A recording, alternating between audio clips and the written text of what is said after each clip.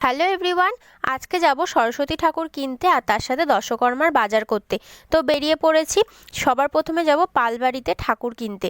তো চলে এসেছি পালবাড়িতে, আর এখানে এসে দেখি অনেক ঠাকুর, আর এই ছোটো ছোটো ঠাকুরগুলো খুব সুন্দর লাগছিল, মুখগুলো কিন্তু খুব সুন্দর। আর এই সামনের এই ঠাকুরটা দেখেছো কি সুন্দর লাগছে না? তো চলো অন্য ঠাকুরগুলো একটু দেখে নিই। তো সব কিন্তু মানে খুব ভালো ছিল, আর অনেক ঠাকুর ছিল কিন্তু এখনও রেডি হয়নি পুরোপুরি। তো এই বড় বড় ঠাকুরগুলো ছিল অর্ডারের, আর সেগুলো অর্ডারেরই থাকে আর কি, যদিও এত বড় বড় কাঠামোর তৈরি। আর এই ঠাকুরগুলো কিন্তু সবই সুন্দর, আর আমি কোনটা কিনেছি সেটা কিন্তু তোমাদের ভিডিও লাস্টে দেখাবো। তো চলো এবার যাবো হচ্ছে দশকর্মার দোকানে। প্রথমে যেই দোকানটাতে আসলাম প্রচুর ভিড় ছিল, কিনতে পারিনি এখান থেকে। গেলাম একটা অন্য দোকানে, এই দোকানটা বেশ স্পেসটাও আর কি বড়, আর হচ্ছে মানে ফাঁকাই ছিল মোটামুটি।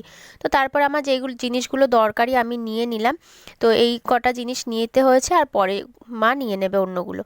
তো হয়ে গেছে, আর এখানেও ঠাকুর বিক্রি হচ্ছে, সেগুলোও তোমাদের সাথে শেয়ার করলাম। তো চলো এবার দেখাবো আমি কোন ঠাকুরটা নিয়েছি। আমি নিয়েছি এই সরস্বতী ঠাকুরটা। তো কেমন লাগলো তোমাদের, তোমরা অবশ্যই কমেন্ট করে জানিও। তো আজকের ভিডিওটা এই পর্যন্ত, ভালো লাগলে লাইক করো, কমেন্ট করো, আর অবশ্যই চ্যানেলটাকে সাবস্ক্রাইব করো।